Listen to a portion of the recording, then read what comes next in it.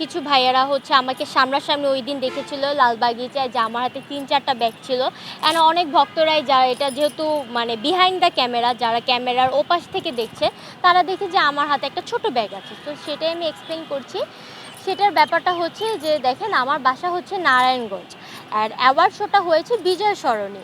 এখন যারা আমার ফুল গেটআপটা দেখতে পেয়েছে একটা আপনারাও হয়তো দেখতে পেরেছেন যে কালো কালারফুল ব্যাকগ্রাউন্ড মানে কালো কালারফুল একটা আমি ওয়ারিং করা ছিল একটা বডিকন ড্রেস একদম top to bottom floor touch একটা ড্রেস। সো সেই ড্রেস পরে তো নারায়ণগঞ্জ থেকে এখানে আসা ইম্পসিবল। আমার মেকআপ নিতে হবে, আমার ড্রেস ফিক্স করতে হবে, আমার হেয়ার ফিক্স করতে হবে, আমার পার্লারে যেতে হবে। সো আমি একটা ব্যাগ শপিং ব্যাগ যেটা হয়তো আপনারা কিছু যারা মিডিয়ার সামনাসামনি দেখেছেন তারা হয়তো জানে বা যারা সাধারণ দর্শক তাদের জানা কথাও না, কারণ তারা ক্যামেরা ওপাশ থেকে দেখছে।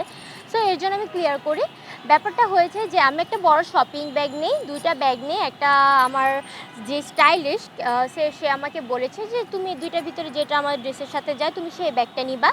অ্যান্ড আমি যেহেতু নারায়ণগঞ্জ থেকে ফর্মাল নর্মাল এরকম টপস পরে বের হয়েছি অ্যান্ড গিয়ে আমি একটা কালো ড্রেস পরেছি, সেটা বা মেকআপের ট্রান্সফরমেশন একটা ভিডিও দেখলে আপনারা হয়তো বুঝবেন যে আমি ফার্স্টে একটা টি শার্ট পরা ছিলাম, পরে কালো কালার ড্রেস পরছি।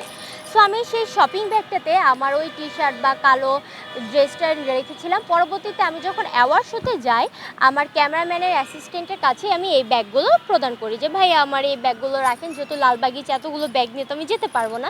সো কিছু সাংবাদিক ভাইরা হয়তো সামনাসামনি দেখেছে, দেখে ওরা সব ব্যাপারটা জানে, বাট যারা ক্যামেরার ওপাশে সাধারণ দর্শকরা তারা তো এই ব্যাপারটা জানে না।